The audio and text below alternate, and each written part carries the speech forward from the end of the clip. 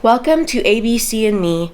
I'm Elizabeth Paulson, the Early Education Library Associate at the Centerville branch, and I'm looking forward to discussing early literacy with all of you. Having the goal and interest to give your child the developmental support goes a long way in helping your child get ready to read. I'm sure many of the things we will talk about are things you already do with your child, and that's great. This program will give you insight into strategies and why they work in the 5 areas of early literacy: writing, talking, playing, singing, and reading. Let's start with a basic overview of early brain development and how it works. Understanding how your child's mind works and develops will help you understand why some early literacy strategies work.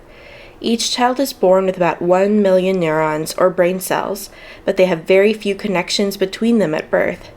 Connections between these neurons are called synapses, and they are essential for brain function and are what allow us to think, communicate, move our bodies, and just about everything else we do. These connections happen primarily through sensory experiences. There are 5 senses: sight, smell, touch, taste, and hearing. It's very important to provide your child with these sensory experiences. An example of a sensory experience through sight would be showing your child brightly colored objects, while a sensory experience through touch would be providing them with both a fuzzy toy and a hard toy. They have different textures for your child to explore. Young children form connections at a much greater pace and volume than we do at any other time in our lives. Because of this, children ages 3 to 10 have more than twice as many synaptic connections as adults do. Over time, these connections will disappear in a process called pruning if they are not used and strengthened. So it's important to repeat sensory experiences in order to strengthen the different connections between neurons in your child's brain. If your child has ever wanted you to read the same story over and over again, or repeatedly asked you to sing one specific song, that is your child automatically repeating experiences that strengthen specific connections that their brain wants to keep. Providing new experiences and repeating experiences with your child, such as singing the alphabet song, are the first steps toward getting your child ready to read. So what exactly is early literacy? Early literacy is what children know about communication, language, both verbal and nonverbal, reading and writing before they can actually read and write. Although it can seem intimidating to help your child with early literacy, you do not need to be a certified teacher to teach these concepts to your child. Remember that the goal of early literacy is not to teach your child how to read. It's to build the foundation to prepare them for when their teacher teaches them how to read. The focus with early literacy is always on fun.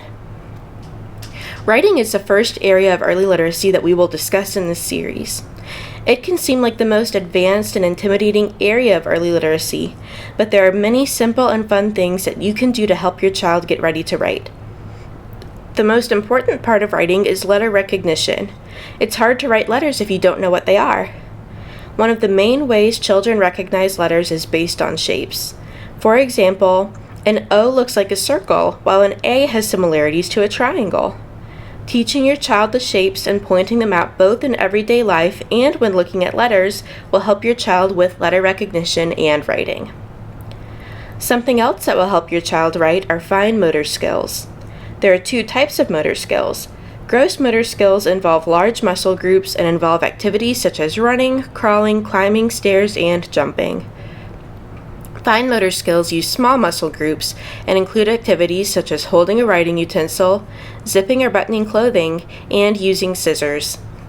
Developing fine motor skills helps your child get ready to write, which goes hand in hand with getting ready to read. Some ways to accomplish this include encouraging your child to draw, color, or scribble.